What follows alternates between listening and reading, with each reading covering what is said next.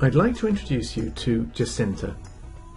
Jacinta hates any type of conflict, and she normally tries to avoid dealing with difficult people. Jacinta worked as one of the managers at a 24-hour call centre. She worked shifts and shared her managerial role with her colleague Annie. She only had to deal with Annie during monthly sales meetings and for a short time each day while the shifts changed over. But pretty well every time they met, Annie managed to make Jacinta feel inferior, and she always seemed to dominate the conversation. Jacinta had got to the point where she felt the team as a whole was suffering due to Annie's insistence on shaping the way it operated. Jacinta would regularly come into work and find that Annie had introduced a new procedure without telling her. Not alone did Jacinta feel this was unprofessional, because they were supposed to be managing the team jointly, she also felt that some of these new procedures were wrong and inefficient. Jacinta decided to try out the 3-step process to discuss her concerns with Annie. She had to summon up a significant amount of courage to do this because it meant going completely against her instinct. The first thing she did was arrange a meeting with Annie.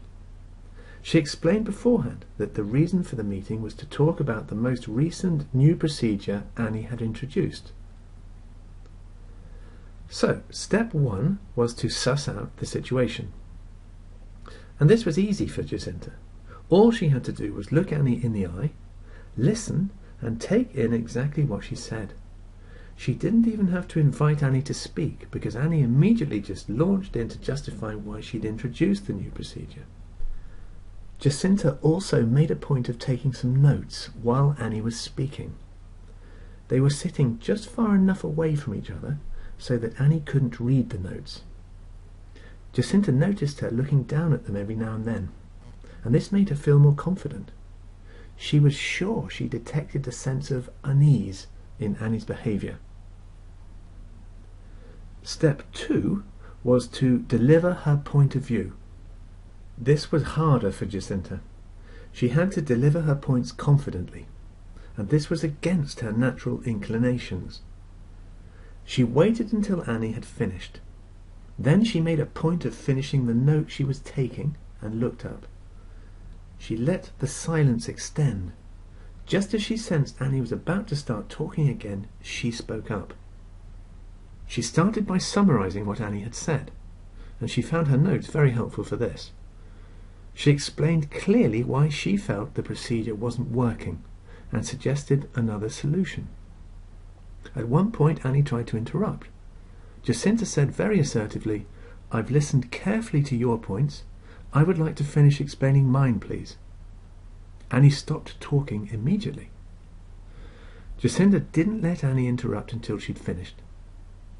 Then they had a discussion. Jacinta was clear in her mind right from the start that she wouldn't give in. She'd thoroughly researched her points and was prepared to stand up for herself.